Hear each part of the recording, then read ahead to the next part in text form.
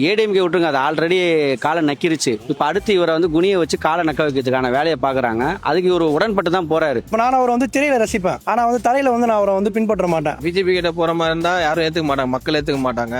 நாங்க ஏத்துக்க மாட்டோங்க. இந்த பக்கம் மாறி அந்த பக்கம் மாறி போறது எங்களுக்கு பிடிக்காது. அப்போ எங்க மனசு ஏத்துக்கும், அவளை ஜனத்தை வச்சுட்டு பின்னாடி எங்க ஏத்துப்பாங்க, யாரும் ஏத்துக்க மாட்டாங்க. யாரும் பிஜேபி கூட கூட்டணி வச்சா சப்போர்ட் பண்ண மாட்டோம் நாங்க. இப்போ அவர் தான் சொன்னாரு சிபிஐ எல்லாமே வந்துட்டு யாருக்கிட்ட இருக்கு, மத்திய அரசு கிட்ட இருக்கு. அப்ப மட்டும் அந்த சிபிஐ வந்து நல்லவங்க இல்ல, இப்ப மட்டும் நல்லவங்களா? அவங்களுக்கு தேவைன்னா நல்லவங்க, தேவையில்லைன்னா கெட்டவங்க. தளபதி விஜய் வந்து பிஜேபி கூட சேர்ந்திருந்தாலும் சரி, இல்ல ஏடிஎம் கூட சேர்ந்தாலும் சரி, கண்டிப்பா உண்மையான மக்கள் வந்து அவங்க ஓட்டே போட மாட்டாங்க. அதிமுக ஆட்சியில வந்து காவல்துறையை ஒரு ஏவல் துறையா பயன்படுத்தி 13 உயிர்களை வந்து குடித்த பொழுது இதே சிபிஐ ஏன் உடனே நடவடிக்கை எடுக்கல?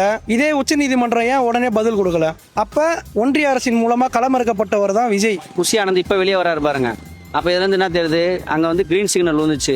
நமக்கு அடிமை ஆயிட்டான் இவன், இதுக்கப்புறம் இவனை வச்சு தான் இனிமேல் நம்ம ஓட்டை வாங்கணும். மோடிஜி இருக்காரு, சும்மா ஜி இல்ல, அவரு எல்லாரும் நோண்டிட்டு இருப்பாரு. அங்க மத்தியில உட்காந்து நம்ம தமிழ்நாட்டை வந்து நோண்டணும் சொல்லி ஒரு ஐடியால இருக்கா போல. பிஜேபி எங்க சேருதோ அவங்க டோட்டல் 0 தான்.